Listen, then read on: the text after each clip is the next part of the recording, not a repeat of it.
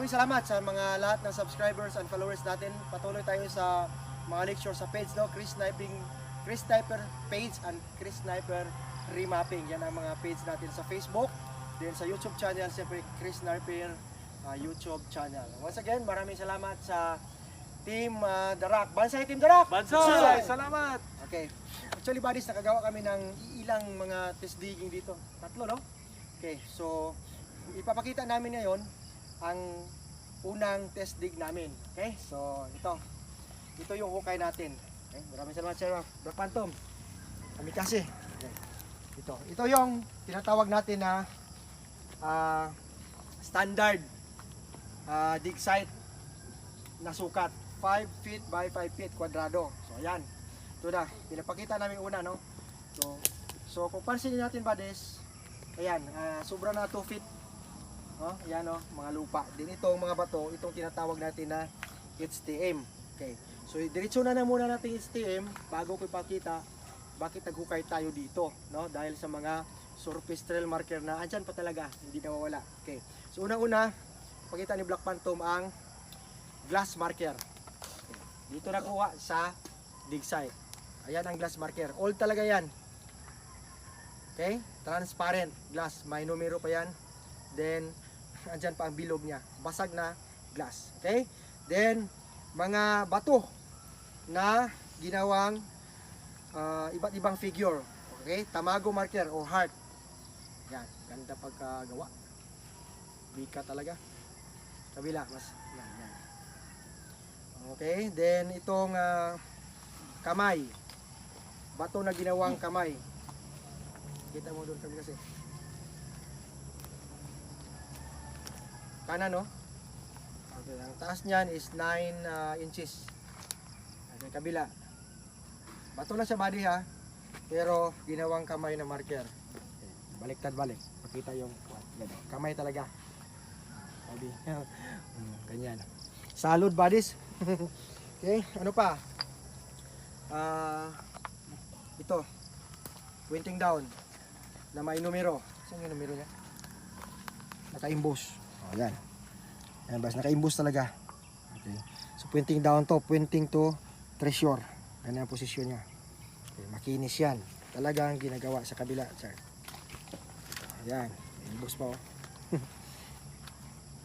Okay? So, yun ang code 5. Isang code 5 natin. Then, ito ang mga basag-basag na bato. Pyramid type, ito. Putol. Okay? So, may chamber tayong babanggain sa ilalim. Okay. So, yan pa. Saan yung paa? Ito. Foot marker. Yung isang paa. Umulan kasi, hindi namin nalinis. Hindi nalinis ang iba. Redstone. Tisa. Red tisa. Isa lang, nag-isa lang. Nag-isa. Lalabas talaga yan, buddies. Okay. Ito, sir. Foot marker. Malaki. Hindi na nalinis. Okay. So yan pa, buddies, marami pa dyan, no? Na mga figure na mga kulpabya, yung box type. Foot marker. Okay. Paa. Okay. So yun ang tinatawag natin na HTM or Hidden Trail Marker. Na kung tama ating hukay, buddies. Common, no? Common heart. Parang Superman type. Superman. Okay. So ganda, no? Common na mo ni nga kuan market. Na kung pansinin natin, maglabasan talaga yan pag tama ang ating hukay. Okay. So ito na.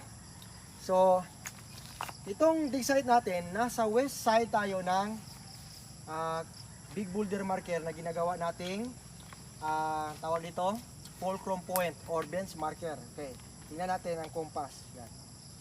East side. Yan. West na dito. Okay. So ito yung center spot. Then tingnan natin tong bato na to na may kanji show, oh. Ayan, 1, 2, 3, then nakapader. Wall type. Then may passageway dyan. Okay? Dito naman sa likod niya may X. Ito. X marker. Then may pointer. So travel 10 feet going to the site. Okay? May lock point naman dyan na boulder. Okay, another daanan, ito siya. Din itong maganda, buddies, ano to siya, parang ilong, malaking ilong. Pero foot marker to siya na may dot ito. Okay, so travel, dalawa yan. Tapos ito may pointer siya. Yan, ginawang pointer going to dig site. Ayan. So ngayon, ang mangyari, yan na siya. Diretso na tayo sa dig site. Ayan. So south side may fire element ito. Yan. Fire element to. So sa south siya makikita. Ayan. Kita lang, okay. Good. Sa south side. Okay. So ngayon, doon naman tayo sa marker sa west side. Tayo as that. Ito yung visual burial layout na tinatawag natin the Japanese altar secrecy. Ito yung altar nila, buddies. Yan. So kung dito ka mag-compass, yan, 90 degrees, dyan sisikat ang araw. Okay? So ito yung altar nila. Kasi ano yung mga Japanese parang sinasamba na ang araw sa Shintoism nila. Okay? So ito yung altar spot nila. Tapos kung titingnan natin dito sa harap niya, may anchor lock.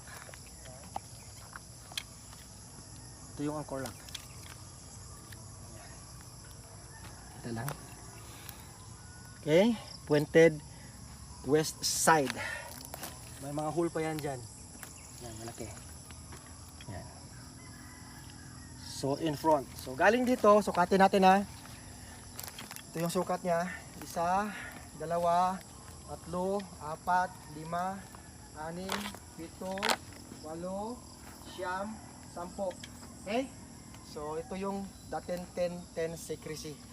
10 steps, then may code X ka doon.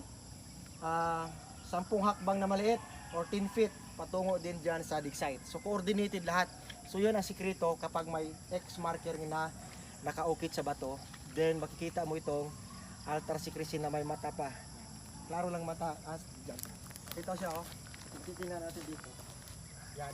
Ang kurlak to, di ba? Ito. Parang mata siya na nakatingin doon sa wall ng coordinate marker natin sa west side. Okay? So yun buddies, no? Napakasimple ng remapping na ito. Pero sa pagtrabaho, sa pag-operasyon, marami na tayong do's and don'ts. Then kailangan i-apply natin ang proper procedure. So yun lang. Hopefully naintindihan niyo ang short vlog na ito. Then may papakita kami isang marker pa dito sa south side. Napakaganda kasi. Pakita ko lang.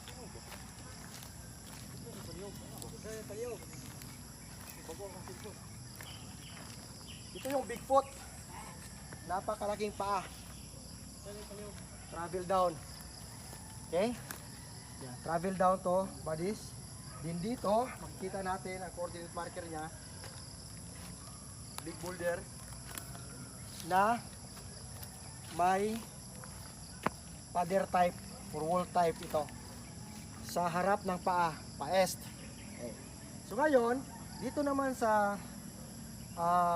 south side, ito yung tinatawag natin na skull marker. Ika lang. Mata, bunganga or bibig. Para siyang kalabira buddies. Ano to? Skull. No? Na marker. Na nakatingin, okay, dito sa spot sa wall ng isang deposito. Yan na. So mag-ingat tayo dahil motion marker siya. Kapag ukay natin dito, marami tayong babanggain na booby traps. Lalo na boulder traps yan, kaya kunin yan. No? Then ito, nagsaad siya ng death traps. So dapat careful tayo sa pag-operate pag ganito ang surface trail marker.